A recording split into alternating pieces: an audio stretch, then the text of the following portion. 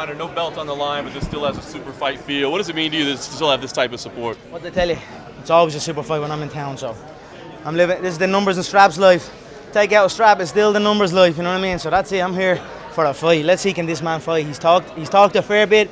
If you've been following me or him, you know there's been subtle digs over the course of last year, maybe the last 2 years, where he's going to say this and say that, but now all of a sudden he's a scared little brother of some sort. So let's see what he has to say. I'm here for a fight and a check, and that's it. Fuck the belt. When he was willing to fight at 165, why give him that extra 5 pounds?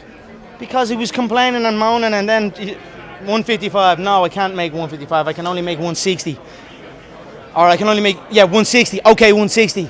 Comes back a little bit later. Oh no, 165. And I'm getting this phone call back and forth to this negotiation. I'm saying, tell the motherfucker it's 170 and enjoy your food. And that's it. Conor, you look strong at 170. How do you feel? And are you ever going back to 145? Oh, 100. I mean, the thing is making that cut to 145. It's almost, people only see the build-up, the fight. People don't see after the fight. It's a process to get your body back right after a strenuous cut like that. This time, I'm waking up 168. I'm waking up underweight. So after the fight, I won't have that process to get myself back right again. I'll be just me, normally. So I can go back to 145, no problem. Who is that though? Let me see some of these damn bums get up and fight and make some noise. I just hear crying, complaining, please, begging, all this shit. I don't see nothing appealing. You need something, they need to build themselves up right now. I'm sitting pretty up here. They need to fight and make something, make some noise, make me stand up and say, okay, I'll take him in. That's what I need to see, because right now I see nothing. I see a bunch of complainers, whiners. I'm not fighting him, I'm waiting, I'm sitting out, I'm doing this. When have I ever waited? I've never waited once. Even now, title shot's gone, did I wait? No. I had the title shot after Portier, did I wait? No, I took the Seaver fight. That's what champions do, that's what generates interest. I'm a hungry motherfucker that does not care who was in his way, you know. I just see a lot of crying, complaining babies right now in the game, so I'll take Nate out. I'll sit and I'll wait and see who pops out. Because right now a lot of bitches, if you ask me. People will be calling for you to have a welterweight title fight if you win this. Yeah, that's there. I mean, why not? That's probably leading option. I mean, the Sanyos is an absolute bomb, I swear to God. I mean, and he's still complaining. How can you pull out a fight with a Bruce Fulton and still talking all this shit, and his team is talking all this shit? Man up and fight. Come on, do you know what I mean? So I don't know what to say to this guy. Is there any disappointment on your end that you don't get to chase history this Saturday? Look at this. This is always history. Every damn time the gates keep rising, the pay-per-views keep rising, the attendance keep, you know what I mean? Everything just keeps on rising. So it's always history making here when I step inside that octagon. So whether there's another belt in this, really there is. I have 2 belts at home. I have the interim, I have the unified, and I have the 2 other world titles, the lightweight and featherweight that I won in the previous organization. So there's belts everywhere on me. So I'll continue showing up. Like I said, I'm seriously considering making my own damn belt. If you're gonna and having people, and then I'll make my own belt, and then I'll decide what weight the fight is at. Why not? Why not? Because who cares about the belts? It's the money fight. You know what I mean? This is the money fight that everyone wants. They should be chasing for it, trying to knock everyone out of their way to get to it. Not crying and complaining and saying, I'm gonna wait until Uncle Dana picks up the phone call and please, you know what I mean? All that shit. Conor, a lot of people said that Robbie Lawler is a different animal. He's obviously a big guy. What do you think about Robbie Lawler? I like Robbie. I won't say a bad word about Robbie. He fights with his heart. He's been around the game so long. But if we fought, I would beat Robbie. I'm too fast for him. I'm too, you know, the size difference is not anything. I've stood beside him. I've seen him, you know. But I do like Robbie. I respect him as a champion, as a man that drifted off, came back, stayed on it, and rose up and became the welterweight champion, you know. So we'll see how that goes. I mean, that is an appealing one for me, the welterweight. All the belts, you know, we'll see. But You're talking about respect here in regards to Lawler. You also talked in respect to Diaz, and it sounds like you do have a good amount of respect for him. Would you say this is the opponent that you've respected the most in your UFC run? Look, I have respect for all of them, but you know, I just respect that he showed up. That's it, really. You know, I respect Nick and Nate, and you know, I've always liked them. I've always enjoyed the way they show up and the way they fight and all. You know, I sense a different Nate. I think it's clear as day. He's not himself. You know what I mean? He's timid. His voice is quivering. It's a different Nate there. But I still have respect for him. But again, ring the bell. I'm coming out fast and I'm coming out spinning, and that's it. His head is coming off. It's as simple as that. Conor, you once said that you lost your mind to the sport for Vincent Van Gogh. Can you explain what you meant by that? yeah, you know, when you work so hard and you dive so deep, and when I'm around normal society, I can't function around normal society. I talk about normal things because I'm just off somewhere else. So that is what I mean. Maybe I'm just deep in my craft, and there's no going back, and I'm happy with that. I chose to do that, and a lot of people, they might find something they're passionate about and not go full in, not fully commit, go to normal life, and they'll never really achieve anything with their passion. They'll end up doing something that they don't like to do. So I have gone insane and deep into my craft. How long can you keep doing this with that in mind, with the strain and the expectations and the responsibility? How long can you keep doing this? There's no strain, man. What strain? I'm chilling. I'm living good. I am living good. I'm eating better. I'm dressing better. Man, I feel damn good. There's no pressure. This is just another day for me. I can go. I'm only 27. 27 years of age at the very, very top, with no one even close. You talk about obsession. Is there any worry on your end that you burn out at some point? And how do you keep that passion so high? Because I train intelligent. I train intelligent. I look to work different ways, and I listen to myself. You know, when I do need to take a step back, I'll take a step back. But right now, I don't need to take a step back. I'm happy. I'm comfortable. I'm energized. You talk about these higher weights being kind of stuck in the mud. How slow are these guys compared to the guys you fought? I think it's going to be really, really evident on Saturday night. I think the speed difference is going to be really, really evident. You're going to see, you'll see for yourself what I mean by stuck in the mud when me and Nate fight. Conor, John Jones is coming back next month. He's going to fight Dan Cormier. A lot of people say he's the best pound for pound fighter in the world. He's not. How do you rank the fighters? I'm number 1, 2, 3, 4, 5, 6, 7, 8, 9, and maybe John and Mighty Mouse is 10. That's where I feel. Last week's press conference was interesting. It seemed like you said everything. Was he intimidated? You got that feeling? It seemed like he didn't say anything. You've been covering the game a long time. He's had this swagger about him. He's going to do this, going to do that. He done nothing. He sat there and quivered. That's what he done, and looked at Nick every 2 seconds.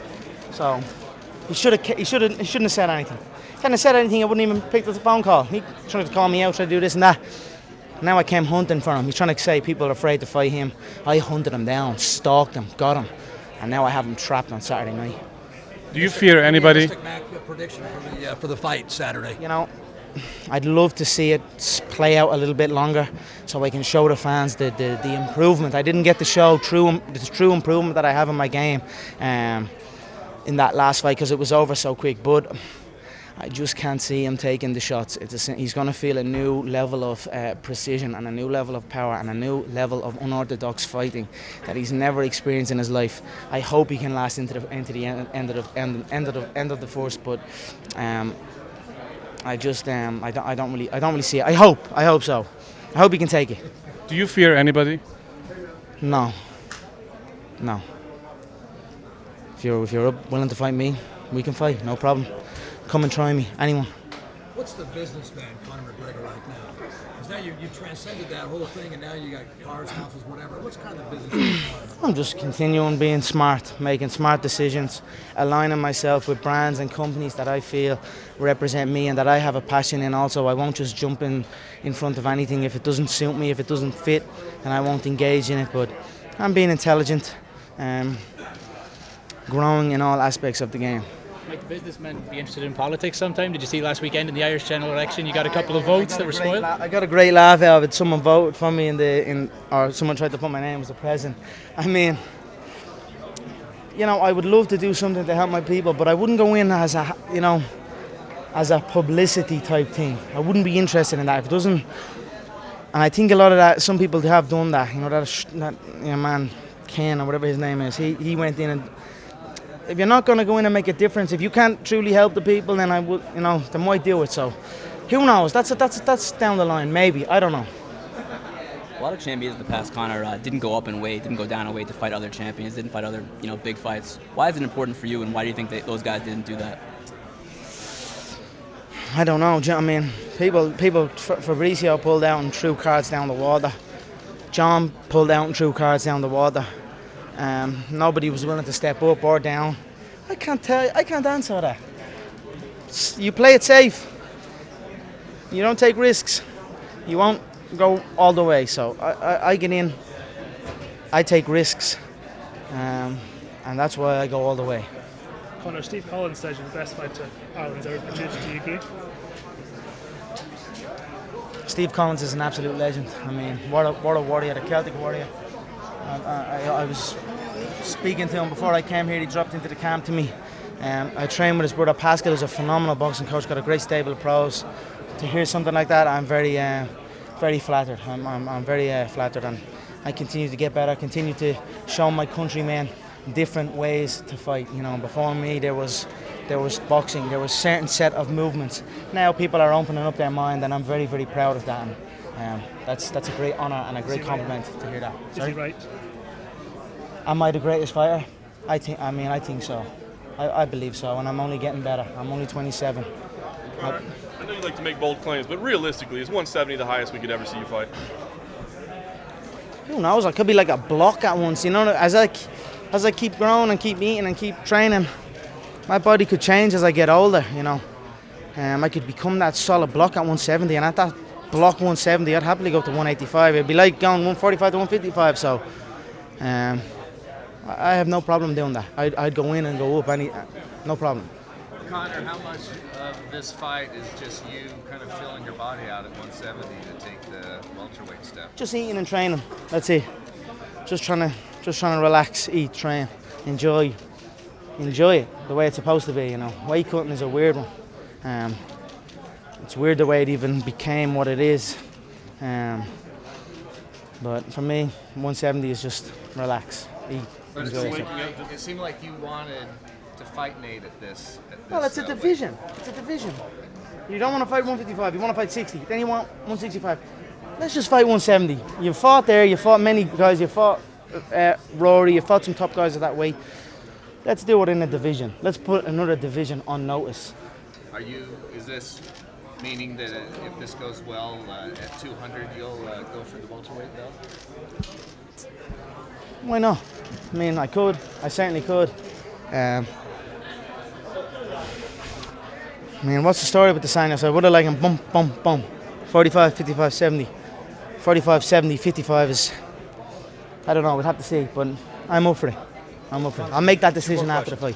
Two more questions, guys. With the left hand, the animal balloons with the right. Did you just make that up off the cuff? Yeah, no, I mean, he has this kind of demeanour about him, and then he ain't what he portrays, so that's what I was getting with that. Conor, what is your interest in Hollywood? I know you said that's kind of secondary. People said it was a distraction for somebody like Ronda. Is that really secondary to you? Is the fight game always going to be most important? I think so. I mean, I don't have a deep-rooted passion for show business or that kind of thing. But as something else dies down, as one thing dies down, another thing rises. Who knows? You know, there was a time back when I was obsessed with football. You know what I mean? That was many, many years ago. Then the fight business now it's the fight business. Who knows down the line? Show business, politics. I don't know. I'm just living my life and training and fighting and collecting. Conor, at 145, your advantages were your speed, I guess, and your power and your size more specifically. As you move up, those presumably diminish. So how do you deal with that? Yeah, preparation for each preparation for a 45 contest and a 55 contest or a 70 contest is different. The build-up is different. There's a lot more focus on the weight, but my speed will be there. My power certainly will be there. But again, questions are beautiful. Tune in Saturday night, and you will have your answer. Thanks, guys. Thanks, guys. Right now. I'm underweight, so yeah, I wake up underweight, have 2 breakfasts, and then I'm on weight. So I'm very, very, very happy. Conor, that day at the Los Angeles conference, when you said those things about portraying the El Chapo and wearing the shirt, that's something you came up with or you had planned? I had a suit picked for the conference, was going shopping, and then I went into that Rodeo Drive. It's a great place, that Rodeo Drive. Treat you very well. When you roll in there with some money, they are the nicest, friendliest people you've ever met in your life.